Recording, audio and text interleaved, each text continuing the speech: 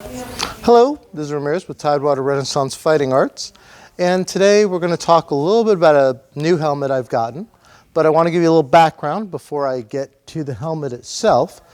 I have a fairly expensive helmet from Arm Street, and I was looking for helmets for people who are just kind of getting into harness, so they don't necessarily want to spend close to $1,000 on a helmet. And I came across the company, and I was very kind of curious. It had been suggested by someone else who does harness, so I wanted to look into it. And the helmets were very reasonably priced. They weren't padded. We had to pad this one ourselves. And it's rather atypical. If you watch Scholar Gladiatoria, you've probably seen Matt Easton's video where he talks about Sallets and how for harness he wants to get a different setup. You may have also seen Detrium's video about Sallets and how they're wonderful war helmets, and they are. They're not necessarily great tournament helmets, and he talks a little bit about why. But basically, between a bever, which is kind of the bottom part, and the Salet itself, which kind of sits on the head as a hat, you don't have the weight and the connection that allow it to be as effective for tournament use.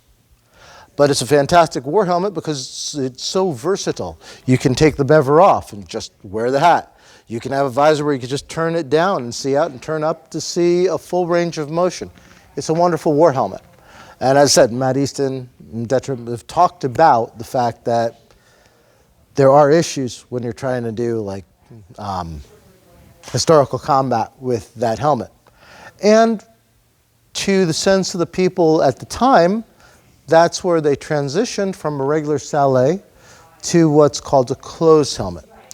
And I found this closed helmet online as a reproduction. So I'm going to go ahead. This is a closed helm, 15th century Salet. So let me share with you some of its features. To quote a friend from the Slingshot channel, it does have what's called a half visor. A half visor means that unlike normally a visor has this top part as well and just a slot that you can see out of, when we release the spring pins, it's just a half visor. It kind of covers the side slot, making it more the traditional Salet. Locks in place with two spring pins. Got to just close the helmet though. So you can see it has a spring pin on the left and the right sides. This one has been modified specifically for Harnischfechten. So normally, you wouldn't have this pierced plate. I'm going to bring it up to the camera. Normally this would be empty. There is a pierced plate there.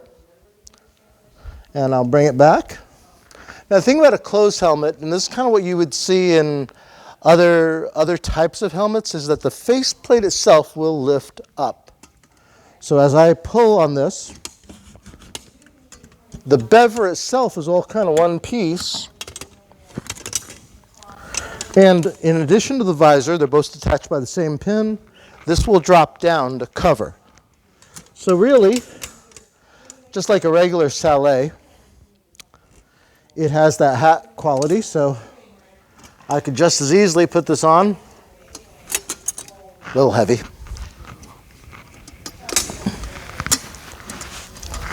And I kind of get the cool Judge Dredd look here with the pierced plate coming down. Normally, historically, this piece would not be here.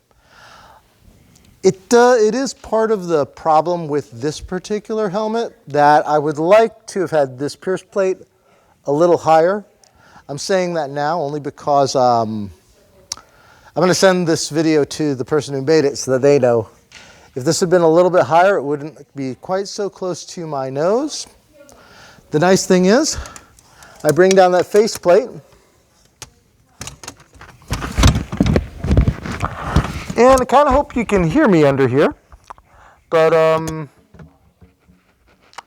this is it, and it protects, and I don't need the half visor. It also does have, if I can find it, I can actually drop the bever. I'm going to lift this so you can hear me. I can drop the bever, as you saw, and I can lift that back up. And one of my only problems with this helmet, or one of the few, as I said, the perf plate is a little low, is that when I close the helm, there's no lock pin for the actual face. And because of that, you really need to make sure it's completely closed or the visor doesn't close completely. But I'd like to show you it with the visor down. So if you'll give me a moment.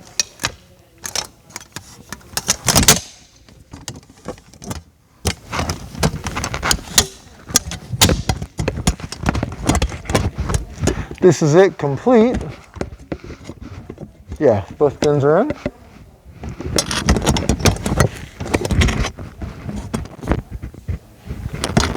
And then we'll go ahead and get out of it.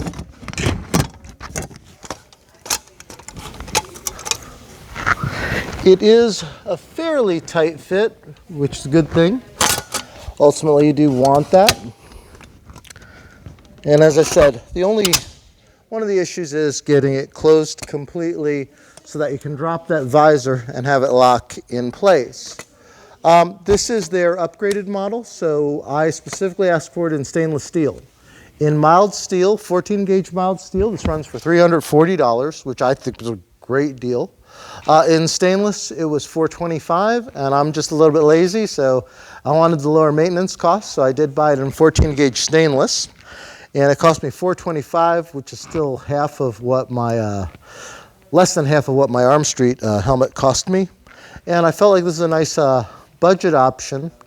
My friend who really wanted to get into harness was like, I really wanted a Salet, but he knew the dangers of having two pieces. He also was not wanting to spend the kind of money I was spending on my kit.